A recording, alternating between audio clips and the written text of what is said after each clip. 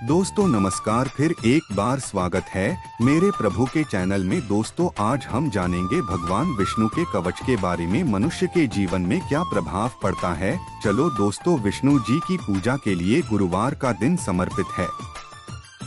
शास्त्रों के अनुसार श्री हरि की पूजा बेहद लाभकारी मानी गई है। ऐसा माना जाता है कि अगर सच्ची श्रद्धा के साथ भगवान विष्णु की पूजा की जाए तो माँ लक्ष्मी बेहद खुश होती हैं। ऐसे में हर किसी को गुरुवार के दिन नारायण कवच का पाठ अवश्य करना चाहिए। हिंदू धर्म में भगवान श्री हरि विष्णु की पूजा का विशेष महत्व है। विष्णु जी की पूजा के लिए गुरुवार का दिन समर्पित है। शास्त्रों के अनुसार श्री हरि की पूजा बेहद लाभकारी मानी गई है। ऐसा माना जाता है कि अगर सच्ची श्रद्धा और भक्ति के साथ भगवान विष्णु की पूजा की जाए तो माँ लक्ष्मी बेहद खुश होती हैं। साथ ही घर में बरकत बनी रहती है।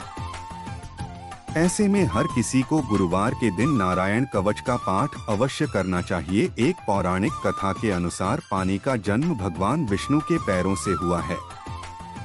पानी को नीर या नर भी कहा जाता है। भगवान विष्णु भी जल में ही निवास करते हैं, इसलिए नर शब्द से उनका नारायण नाम पड़ा है।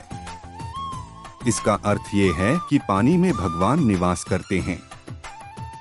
इसीलिए भगवान विष्णु को उनके भक्त नारायण नाम से बुलाते हैं।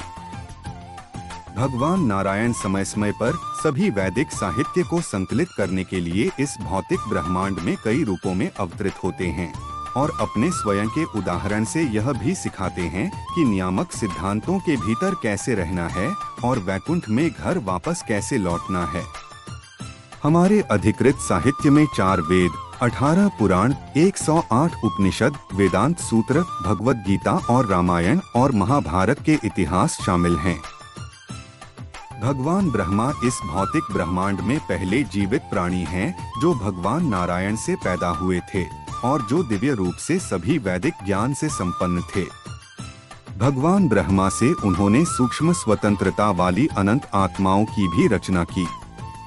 विकल्प यह था कि या तो समर्पण करें और वैकुंठ ग्रहों पर आध्यात्मिक आकाश में भगवान नारायण की सेवा करें, या भौतिक वातावरण पर हावी हो जाएं और उसका उल्लंघन करें। इसके अलावा भगवान नारायण ने भौतिक ब्रह्मांड का प्रबंधन करने के लिए लाखों देवताओं को ब्रह्मांडीय प्रशासकों के रूप में नियुक्त करने की एक पूर्ण प्रणाली बनाई। भौतिक निर्माण की इस पूर्ण प्रणाली में प्रकृति के 3 गुणों सतोगुण, रजोगुण और तमोगुण, कर्म के नियम और पुनर्जन्म का निर्माण भी शामिल है। श्री नारायण कवच के लाभ। इस पाठ को करने से हर एक प्रकार की आपत्तियां, शत्रुओं से छुटकारा मिलता है।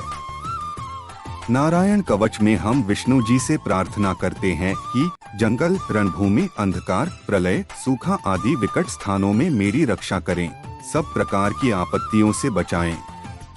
नारायण कवच के हर एक श्लोक में हम अपनी रक्षा की कामना करते हैं। जो इस वैष्णवी विद्या को धारण कर लेता है उसे राजा, डाकू, प्रेत, पिशाच आदि और बाघ आदि हिंसक जीवों से कभी किसी प्रकार का भय नहीं होता। 3 सुखदेव जी कहते हैं, परीक्षित, जो पुरुष इस नारायण कवच को समय पर सुनता है और जो आदर पूर्वक इसे धारण करता है, उसके सामने सभी प्राणी आदर से झुक जाते हैं और वह सब प्रकार के भयों से मुक्त हो जाता है। 4 इस पाठ को निष्ठा के साथ करने से मनोवांछित फल प्राप्त होता है। 5 पाठ करने के पहले आप अपने कर्मा या मनोकामना का संकल्प लें। 6 किसी भी अवस्था में हो आप नारायण कवच लाभ प्राप्त करने के लिए यह पाठ पूरी स्वच्छता और आस्था के साथ करें। भगवान विष्णु पर अटूट आस्था बनाए रखना जरूरी है। आप इस जाप के अद्भुत परिणामों के साथ धन्य हो जाएंगे। यदि आपकी साधना में कोई अज्ञात कमियां हैं तो भी कोई नकारात्मक परिणाम नहीं मिलता है। 7 कवच का पाठ करने से सभी प्रकार के व्यवधान दूर होते हैं। पाठ के साथ साथ आप अपने मनोकामना की और प्रयासरत रहे। जो भी व्यवधान आपके मनोकामना में रुकावट उत्पन्न कर रहे होंगे उसे भगवान विष्णु दूर करेंगे।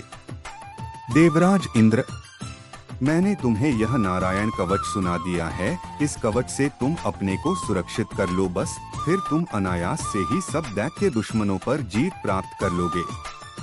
तो इस प्रकार नारायण कवच के कुछ लाभ हमने आपको बताया।